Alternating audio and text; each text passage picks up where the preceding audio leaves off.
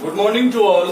आज आप क्लास 8 में हिंदी ग्रामर चैप्टर का एक्सरसाइज 2 जो हमने कुछ डील करके बीच में समय कम रहने की वजह से छोड़ दिया था, उसका सबसे पहले देखेंगे कि जैसे अन्य स्वर और व्यंजन है, क्योंकि स्वर और व्यंजन क्या है ये तो आपको पता है। अन्य स्वर और व्यंजन में जैसे अयोगवाह का अर्थ है जो योग न होने पर भी साथ रहे, ठीक है। अंग और अह दोनों ध्वनियों में अंग अनुस्वार अह विसर्ग को अ के साथ जोड़कर लिखा जाता है, लेकिन यह न स्वर है न व्यंजन है। तो ऐसे वर्ण को अक्षर को हम अयोगवाह कहेंगे। इन दोनों का उच्चारण स्वरों के बाद संभव होता है। जैसे अनुस्वार है तो संस्कृत से हिंदी को प्राप्त 2 प्रकार के नासिक व्यंजन हैं। आप क्लास 8 के स्टूडेंट हैं, आपको बहुत डीपली जो है वो समझना होगा, क्योंकि क्लास 7 तक जो भी आपने पढ़ा वो बहुत ही टॉपिकली, लेकिन इसमें बहुत कुछ ऐसा है जिसका कि पूरा डिटेल में आपको समझना होगा, इसलिए हम आपको बता रहे हैं। अनाश्रित है और आश्रित है। अनाश्रित हो गया कि व्यंजनों के अंतर्गत 5 वर्गों के 5 व्यंजन, जैसे अंगो, या, मूर्धन्य नो, दंत नो और मो आते हैं। इनका उच्चारण स्वतंत्र रूप से किया जा सकता है, अतः इन्हें अनाश्रित नासिक व्यंजन कहा जाता है। क्लियर है। आश्रित नासिक व्यंजन को हम अनुस्वार कहते हैं। इसके लिए हिंदी में बिंदु पॉइंट देते हैं, इससे लिखा जाता है। इसका उच्चारण स्वतंत्र रूप से नहीं हो सकता। हिंदी में यह शब्दों में 2 स्थानों पर आ सकता है। शब्दांत मतलब शब्द के अंत में, और शब्द के मध्य में, मतलब शब्द के बीच में भी आ सकता है और शब्द के अंत में भी आ सकता है, ठीक है। अब है अनुनासिक।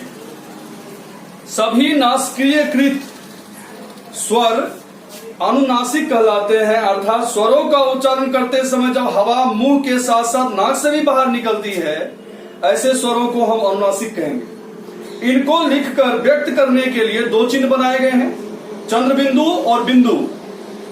जिन स्वर वर्णों की शिरोरेखा के ऊपर स्थान खाली रहता है उन पर चंद्र बिंदु, जिनके ऊपर मात्रा लगी रहती है उन पर बिंदु लगाया जाता है, ठीक है। शिरोरेखा के ऊपर खाली स्थान वाले वर्ण जैसे हो गया आंसू, आ चंद्र बिंदु हो जाएगा, और मात्रा वाले वर्ण में हो जाएगा में, अनुस्वार दे देंगे। विसर्ग का चिन्ह है, ये तो आप जानते ही हैं। तो रॉ का विविध वर्णों के साथ संयोग है। स्वर रहित यानी रॉ हलंत अपने आगे आने वाले व्यंजन पर रेप के रूप में लिखा जाता है, जैसे दीर्घ। लेकिन जब इसका हम वर्ण विच्छेद करेंगे तो दीर्घ, तो आप ध्यान से देखेंगे कि दी और घ के बीच में रॉ का उच्चारण होता है, तो हम घ से पहले ही रॉ हलंत के रूप में वर्ण विच्छेद में लिखेंगे जब हम शब्द को खंड खंड करते हैं। ध्यान दीजिएगा।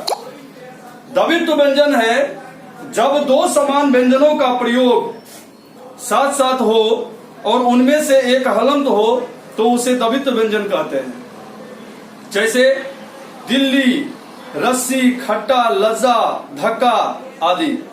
तो स्वर जैसे ये तो द्वित्व व्यंजन हो गया जब 2 समान व्यंजनों का प्रयोग एक साथ हो।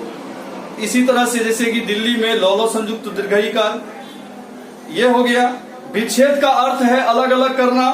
ऐसा करते समय व्यंजनों को स्वर से अलग करके लिखा जाता है। इससे वर्तनी संबंधी अशुद्धियों से बचा जा सकता है। जो आप गलती होता है, जो आप गलती करते हैं, वो गलती से आप बच सकते हैं। उससे आपको ये पता चल जाएगा कहाँ क्या लगना है। इसलिए वर्ण विच्छेद समझना बहुत जरूरी है। अब आता है अभ्यास कार्य में पेज नंबर 17 में। जैसे स्वरों की संख्या कितनी है, तो यहां ऑप्शन दिया हुआ है, कितना होगा 11। व्यंजनों की संख्या कितनी है 33, और अंतस्थ व्यंजनों की संख्या कितनी है, तो अंतस्थ व्यंजन में देखेंगे हम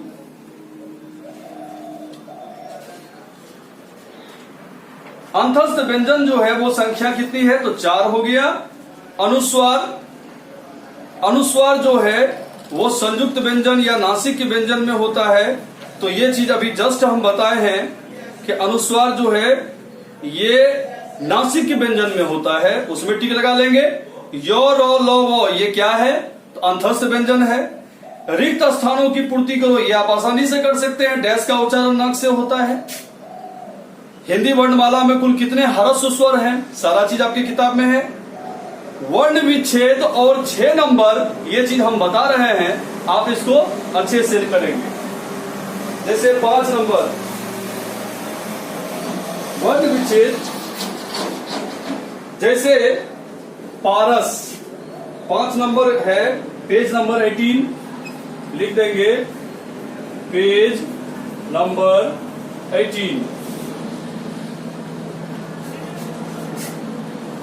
जैसे यहां दिया हुआ है पारस, पारस का कैसे लिखा जाएगा, प हलंत जोर आ जोर रो हलंत जोर ओ जोर सौ हलंत जोर ओ, ये हो गया पारस। उसी तरीके से प्रकृति कैसे लिखेंगे, प्रकृति का लिखेंगे प हलंत जोर रो हलंत जोर ओ जोर क हलंत जोर री जोर तो हलंत जोर हर्षई, प्रकृति हो गया। उसके बाद ऐनक, ऐ तो खुद एक मात्रा है, तो कैसे हो जाएगा, ऐ जोर नौ हलंत जोर ओ जोर क हलंत जोर ओ, ये हो जाएगा आपका ऐनक। ऐ को तो हम तोड़ नहीं सकते हैं, क्योंकि ऐ जो है वो खुद एक स्वर है। अब उसके बाद विज्ञान, व हलंत जोर हर्षई जोर जो हलंत जोर यो हलंत जोर आ जोर नो हलंत जोर ओ, ये हो गया आपका विज्ञान। उसी तरह से आध्यात्म कैसे लिखेंगे, ओ जोर भ हलंत जोर यो हलंत जोर आ जोर तो हलंत जोर मो हलंत जोर ओ, ये हो गया आपका आध्यात्म। अब लिखेंगे उच्चारण, हर्षऊ खुद एक मात्रा है, चौहलंत जोर आ जोर रो हलंत जोर ओ जोर मूर्धन्त नो हलंत जोर ओ। तो ये ऐसे ही, अब यहां तो आपको वर्ण विच्छेद था, हमने बता दिया।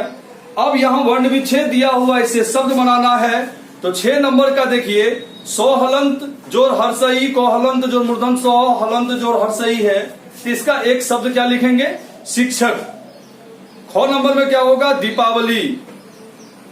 और गौ नंबर में क्या होगा, कवि, वो में हर्षी कर देंगे। फिर है, ये है आपका साप्ताहिक, और अंगो नंबर में लिखेंगे सामान। समझ में आ गया। उसके बाद तीसरा जो आपका वर्ण विच्छेद है, ये सॉरी शब्द विचार जो मोर्फोलॉजी है, ये हम आपका नेक्स्ट टॉपिक में आपको पढ़ाएंगे, और उसके बाद इसका सारा डिटेल दिया जाएगा। फिलहाल आप एक्सरसाइज 2 में जितना भी फिलअप करना है, जो बाकी बचा है, उसको आप कंप्लीट करके तैयार रहेंगे। फिर नेक्स्ट वीडियो में हम एक्सरसाइज 3 आपको बताएंगे। तो आप लिखेंगे SW में एक्सरसाइज 2 फिलअप, मतलब पहले fill up nicely and learn properly, इतना काम आप करिए। फिर नेक्स्ट वीडियो में हम आगे का ये प्रोसेस बताएंगे, क्योंकि एक एक पॉइंट को समझना बहुत जरूरी है। ग्रामर जो है वो कभी नहीं चेंज होता है, ग्रामर वही रहता है, केवल उसमें डिटेल जो है आपको जो देंगे वो एक अलग तरीके से देंगे, ताकि आप जब वीडियो को ठीक से जब सुनेंगे तो आपको आसानी से समझ में आएगा। बस एक बार वीडियो सुनने के बाद आप एक बार जरूर उस चैप्टर को पढ़ें, और आप देखेंगे कि हमको कितना समझ में आया है। Okay, thank you.